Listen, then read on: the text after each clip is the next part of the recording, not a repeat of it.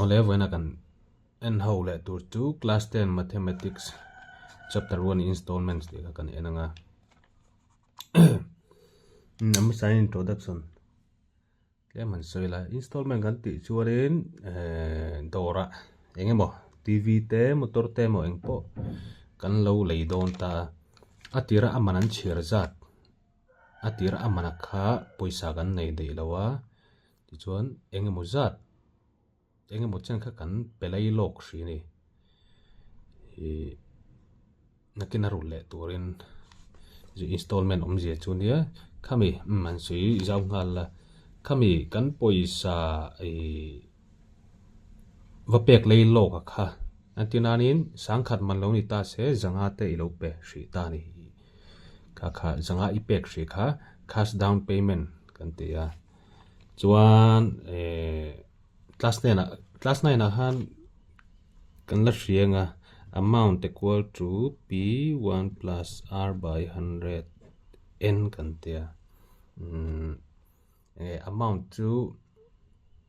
kan poisa pu ka maru tur jong jong emo le apung nen afai tling khom kha amount chu nia principal kan ti chuanin atira kan poisa pu ka mo kan budget antinanin installment ajun tian sui don taila sang khat kha ru tur lo nei ta ni chu chu kum ni chung lo ru don ta la kum khat na zangai lo ru ta la next zangai lo ru le ta la chuan ai avoi khat nai ru tur ania ai avoi ni nai ru tur chu principal ania p1 p2 tin kan sei thin ni chuan rate of interest chu kan thrianga kum khata za zel apunna antinanin lo ni lo pukta kum khata 10% in apungang ten lo ti ta ni kami apun na za zel kha ani maya chuan ange sei tur dang lom ente chu class 9 na kha chun time hi n symbol kum ni chung te lo a hun tiam chung kha antinanin 2 years te lo ta se p bracket 1 plus r by 100 power n I 2 kum ni chung ni wang kanin chuain half yearly te lo ni thaya half yearly ani reng chuanin reta hian 10% lo ta se rethi twin kan divide do ni chuan 5% lo ni to time a chuanin tan tuk object sa half yearly ni reng chuanin twin kan multiply ve thum 4 year alone tong ka kan thria tur ma sa khoni ta se then question ka jeksa question number 1 hi en ngal tamaila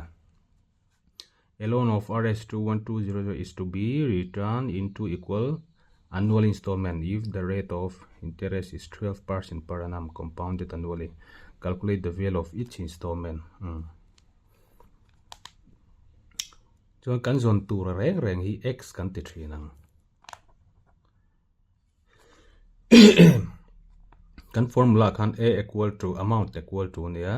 heta chuanin ka amount aya kan installment kan da zel bokang chuanin enge a given kan nei the thera kan ziak ma sanga we have kan tinga a loan a question hi han soi la loan sing ni sang ka zat ni kha voi ni arul don it to equal mo voi ni arul dona if the rate of interest chon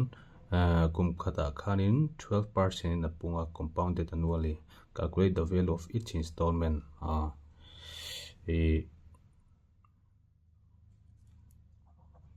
rate to 12% ya compounded half yearly ti lo wangin to divide khangai lo ni ta chon ti chuanin kan zon tur hi value of each installment ania chuwang chuanin let the value of each installment be x kan ting rs x cheng ani wang rs x kan ti kha chuan in and p1 ai 2 equal annual installment ati wang p1 le p2 kan dei angai ni and p1 and p2 be the principal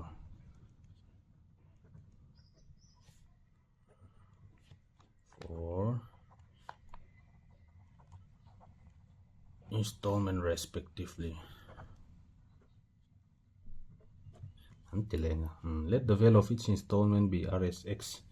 Installment kan zon tur kha x kan vua and p1 p2 be the principals for each installment respectively. Lo lang kim lo ni kan ting ha ti chuan in class 9 na kan formula nei kha kan pang leng. We have amount equal to principal 1 plus r by 100 power n kan tia amount ta kan installment da zel to kan tia chuan x equal to p1 kan ti don ni p1 le p2 kan zon ngai p1 1 plus rate aya nge pe kha ai 12% divine 12 kan jing 12 by 100 and p1 kan zon wangin n aya 1 ani mai ti chuan a formula hi ai chodan chi ni om thia hemi lo formula hi om bok ta ase class 9 kan lo zero sa ani wang khan hemi kan mang hri menga ai nang renga du dan ti thei ni x is equal to p1 ta hian LCM kan la nga ta hinga direct hri menga LCM la kan thiam vek tur angai la ari lo jok nan LCM kan lak chuanin 112 by 100 ani don ni 112 by 100 kan tianga du le kan se langa chuan kan se langa 28 by 25 around chuk don ni x is equal to p1 28 by 25 here on chuk dona p1 hi kan zon tur nei wangin p1 is equal to kan tiang ti zo hian ngi to ta ula p side le lama chuan x omani p1 is equal to x kan ti thei chu ati zo hian kan ziak nga kan nau hian zi dan moi kan nau pa hian zi dan moi te thina tiang chan nei ti zo hian kan ziak don ta p1 equal to le lama chuan x alom sa ta p1 is equal to x hian sa ve lo wangin equal to in a dai dan re ren chu kan cross multiply thina kha kan na hre theu ome chan chu achung hi anoya chuk tonga no hi chunga chho tonga ni 25 by 28 alone ni to don ni chu p1 is equal to x 25 by 28 tiang kan thiat le tura chu p1 kan nei to chuanin p2 ka he ta tanga chaw du ngai to lo ni p2 is equal to x 25 by 28 whole square kan ti mai don nia ol samjok nan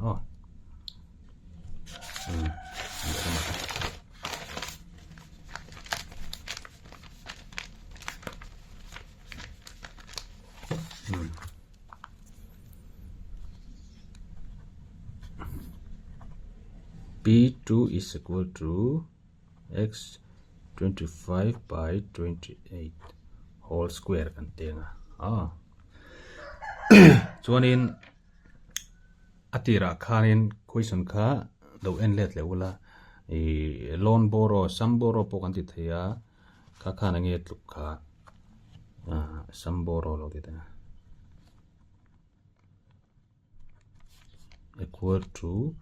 p1 plus p2 hei tluk don ni mo kan loan la ka khanin chan chu hi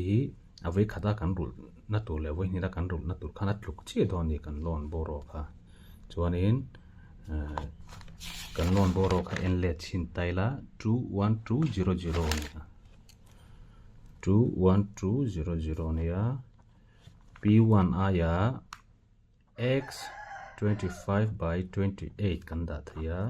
plus p2 aya x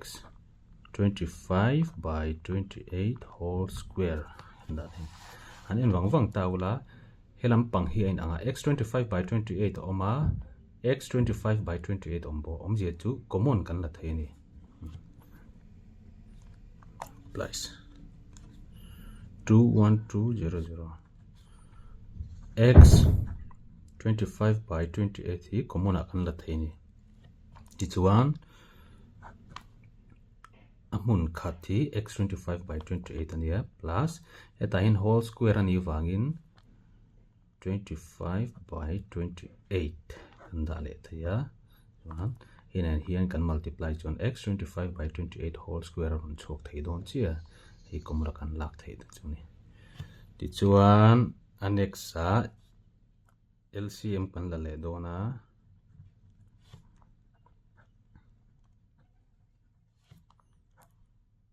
kapen tu hilo chim lo LCM 28 kan la ta hin 1 om ang thina nia 128 is 28 28 1 is 28 and 20 plus 28 1 is 28 125 tara hey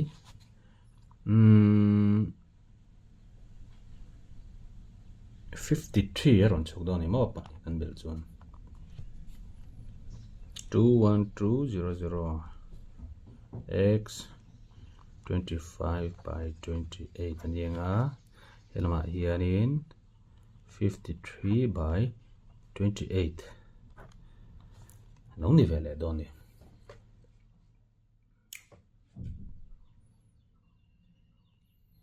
ti chuanin x hi kan zon tur ni wangin china kan soi zia dan boy kan zia x equal to x le lama chun helo omsa ti zong hin ziak ta dei taila x equal to 21200 x le equal to le lama phei tur chu hemi te pani hini ta anwa phei chun position ka change le tur ani 28 by 25 lo ni nga po 28 by 53 lo ni don ta ni hemi method thria to chun helai kal dan hi chu thretlang pui thina helai calculation tak lai cho te vel hi ti sur mun ber lai ne hi chu a hun rei lo nanin hi mun thiam te nga ya chut neu pai te nga ya tiang ni ka chuanin thiam vek tur angai la hei 5 in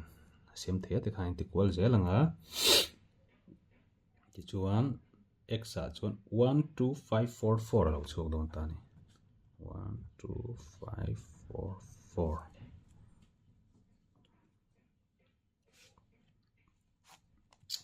chuan last final answer hence the value of each installment equal to RS12544 kan lo thei ta ni ti chuan question number 1 chun ya question number 2 pa ka ji exam ka sia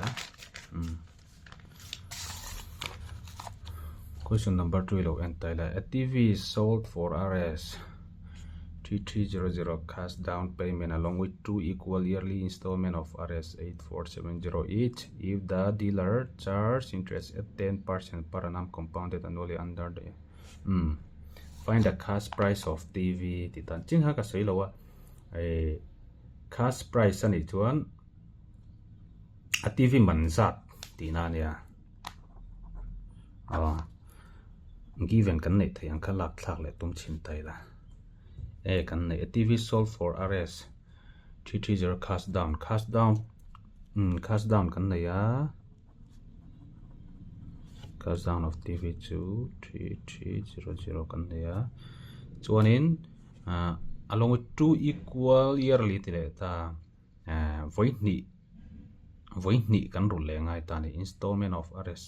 tuna chun installment pe ve thung ani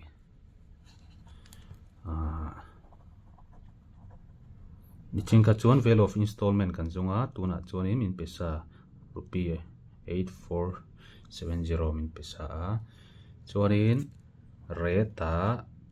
10% kan nei a chuan in cash price zon tur kha x kan ti thin ang ka ti kha tiang kan tiang let the be x kan tiang chuan and video hi ko ngai sak lo deuh thin ani mo P1 and P2 be the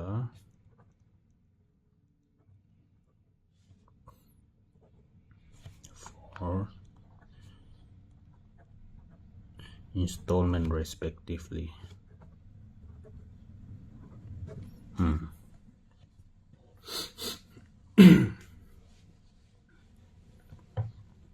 Ti chuan kan hriat tur chu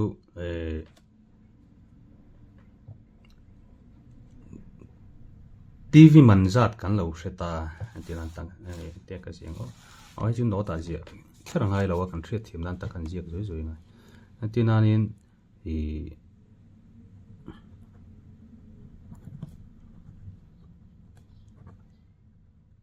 balance to be paid ka titani poisa ila pek ngai zat kha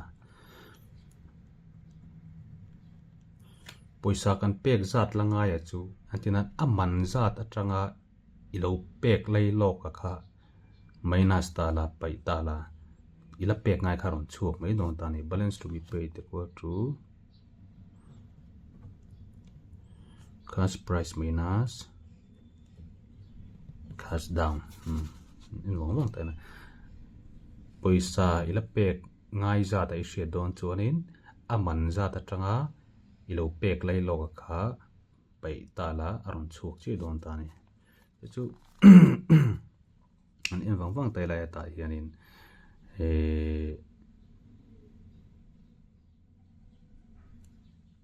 cash price hi given a min pe si lo ni min pek lo vain hei x kan ti ta chuanin x minus cash down a chu min pe thung ta ni cash down chu 3300 ta 3300 cash price amin pek lo wangin kan la zon don chaw wangin enge poisa kan la pek ngai za tha kan la hra thei lo wa ti hian du le kan zia ka nga chuan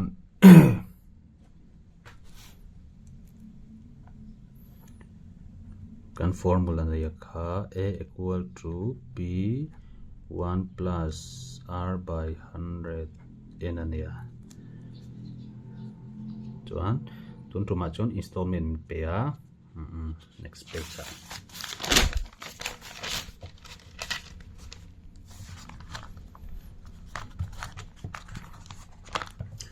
tun tuma chon installment min pe ka wangin e x aya khanin 8470 kan ziak thaya p1 1 plus rate aya 10 min pe a 10 by 100 1 kan tiang ti chuanin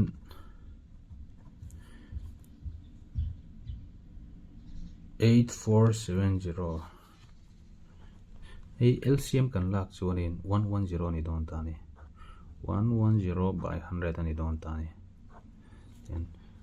0 hi cancel ta 11 by 10 alo ni don ni chu 0 kan cancel chuan ti chuan p1 is equal to kan ti lenga p1 is equal to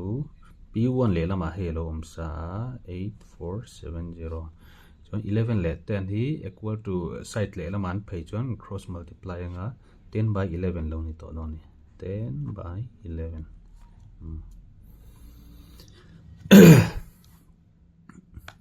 hi an chok te don chin la 11 huna omem 11 h are to 88 ani tamma ma don 11 7 ja kan ti jon 77 ani nga 11 7 are 77 7 aron bang le nga ta hianin 11 7 are box 77 0 770 ron chuk dona p1 is equal to 770 into 10 alone ni don ni chu p1 is equal to 770 into 10 to 7700 long ni don ta ni chi chuan in ta hian in shortcut chete oma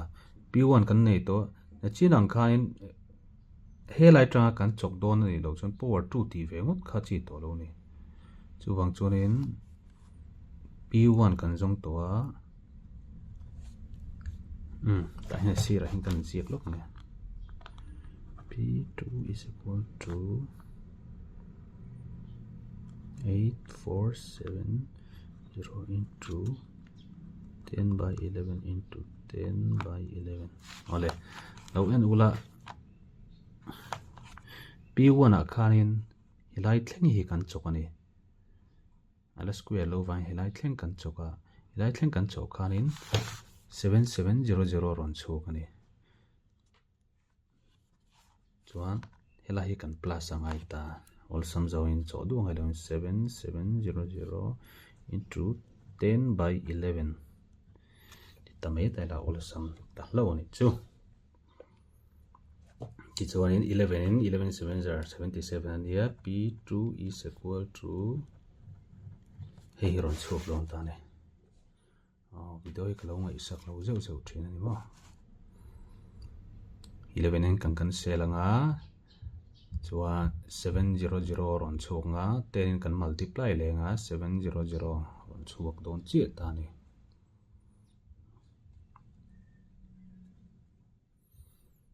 chuan p1 le p2 kan nei to a kan zon tur cash price kan zon anga ya therefore can kaziak tlon lo ang balance to be paid equal to p1 plus p2 ma kan so yang khanin poisa kan lapek ngai zat kan thria du ta tanga p1 le p2 kha tluk chia dona chuan cash price kha ron chuk don ta ni balance to be paid ta khan he ta given a kan je to kha lo en leila x minus 3300 kha balance to be paid luk ani chuan p1 le p2 chu kan jong chuk zo chia 7700 plus 700 ai ni ta chuan x hi kan zon tur ani wangin x equal to kan tiang x equal to le lama chon hei hin lo om sa 7700 plus 1000 minus 3300 hi ava phei chuan in plus avani don 3300 afa e bel khom ani don ni chu an afa ka han belanga chuan 18 here on chok don ta ni vai kan bel khom chun kan final answer hence cash price of the TV equal to RS kan TV man zat kan jong chung sin kha sang riat ka kalo ni le ta se chuan question number 3 hi question ka ziak tel flat ni ta ka ziak tel ni question 3 thleng hi chau kan tu manga question low and leila the cash price of a washing machine is RS Sinkat Sangania software to pay RS 2000 in cash followed by 2 equal half-year installment if the rate of interest is be 16% per annum compounded half-yearly. Find the value of each installment. Installment kan zon tunia. Ada question number 3 adang lam na chu half-yearly lo ditani. Di china introduction akan kan soya half-yearly ni chuanin time kha chu 2 kan multiply rate kha 2 kan divide ani. Kan chok don chinang he kan nei thầy hậu kalau en lệ đo ni la cash price apa ni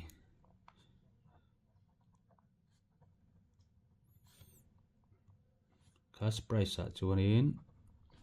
RS 150 hei pe a chuan cash down po min pe ni draw hey Sophia ready to pay 2000 in cash poisa apek le lo ka kha sang ni nia ti chuain enge given a kan nei le theile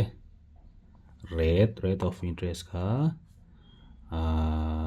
16% ti ta ni chuan enge dangnam na ka half yearly ti wangin half yearly kum khata wai ni rul ngai ta half yearly ti ra chuan rate hi 2 divide tur kan tia 2 8 jar 16 ani wangin 8% lo ni to don ni chu rate chu 8% half yearly lo ni to don ni ti chuarin ngo poilo tur anga yang he Mizo che han lo ziek la dik jok thun ya I question ma sa kan ziang khan balance to be paid equal to ta hianin balance to be paid equal poisa kan la pek le tu kan thria tu chuarin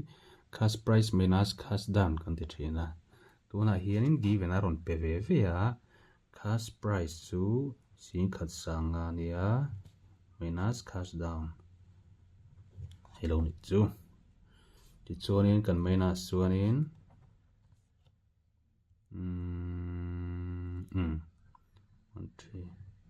heron chuak don ta ni chuan the value of each installment find the value of each installment tia kan zon tur kha x kan ti thin ni let the value of each installment be rs x kan ti liang chuan 2 equal half yearly ti wangin p1 le p2 kan ma bo le a and p1 and p2 be the principals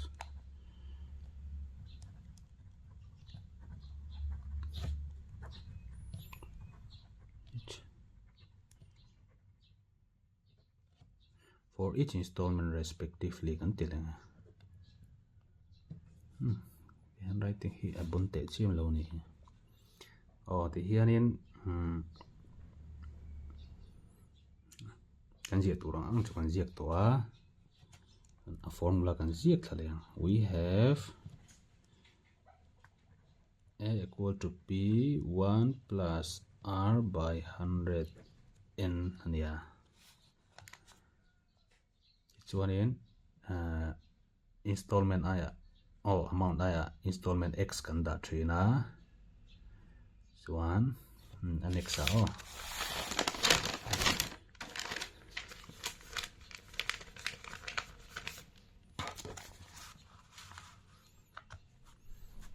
installment aya x kan da nga p1 ania 1 plus red akan 16% min pe a mase half yearly ni wangin 2 in kan divide ta 8 alo chuak to a chuwang chun 8 by 100 an to don ni 8 by 100 power 1 p1 ti chuan hei hi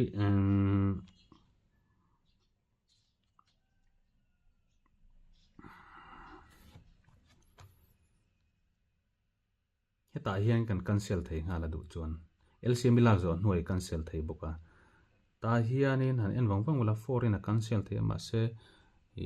mathematics a calculation a chak wak lo te kan ni chuan 2 te po sem tet mai tu ne te khan sem te chho jeng chuan kan thri tut pakhat ka kan thri thum thaw kan soi le mai meng eng a number tampo ni se 1 2 5 6 8 te lo ni se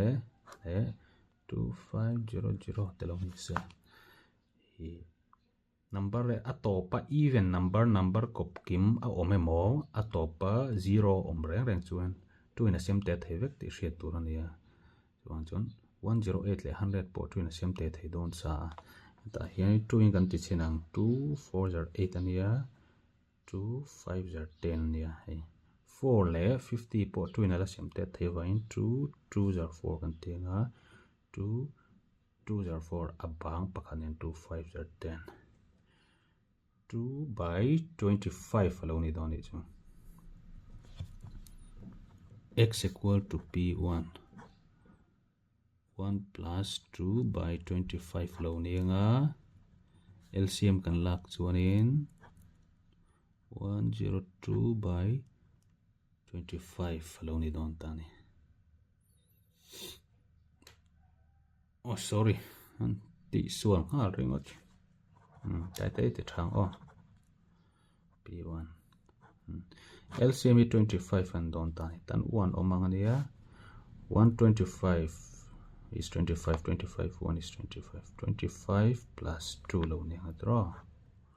27 by 25 ani don ni chuan x is equal to p1 27 by 25 lo ni nga p1 hi kan zon tur ani wangin sorry p1 equal to ale lama x om sa x 27 by 25 vi equal to side le laman phei chuanin 25 by 27 lo ni don ta ni p1 is equal to x 25 by 27 chuanin china kan soi to p1 kan nei to chuanin p2 kha cho thak ngai to lovin p2 is equal to x 25 by 27 whole square kan ti to mai no ni ke chuanin p1 le p2 kan nei to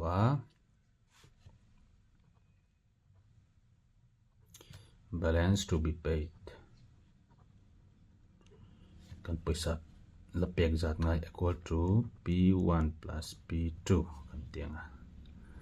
chuanin balance to be paid kha kan nei a hei le lama han en taila balance to be paid chuan sin khat sang thum kan lo jong mu to ni balance to be paid ya sin khat sang thum p1 a enge kan nei kha x 25 by 27 plus x 25 by 27 whole square ti chuanin x 25 by 27 plus x 25 by 27 whole square ni wan common kan la le thaya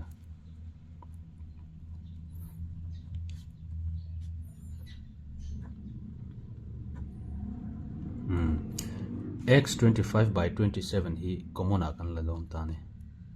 chuan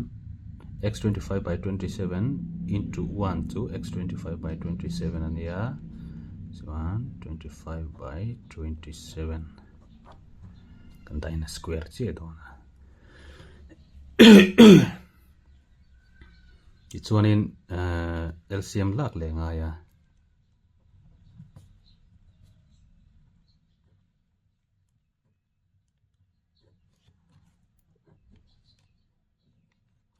LCM video ai ko ngai sak lo ji am ya LCM 27 ani nga 27 plus 25 ni dona next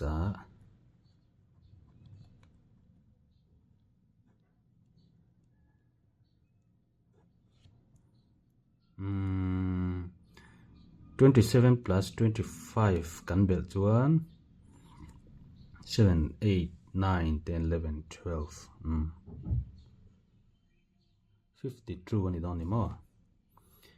52 by 27 lo ni nga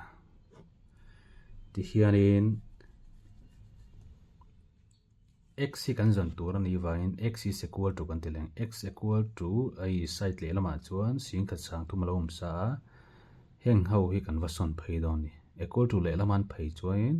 an position in change le cross multiply kan tia kan ka thei ni lo tur ania chuan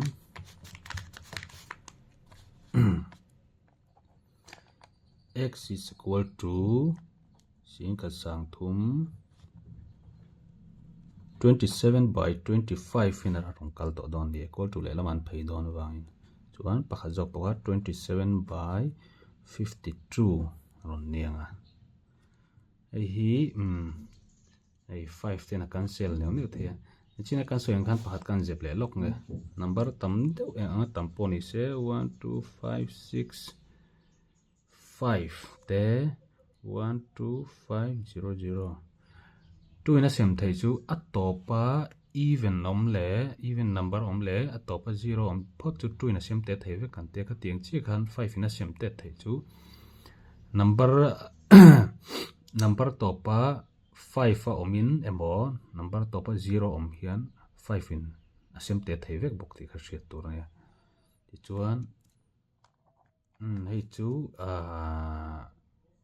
calculation kha chu ka ti lo mai anga 7290 ron chok don ta ni ai sem te ne wa sem te thei ang sem te vek nuain multiply anga 7290 ron chok a chuan final answer a hence the value of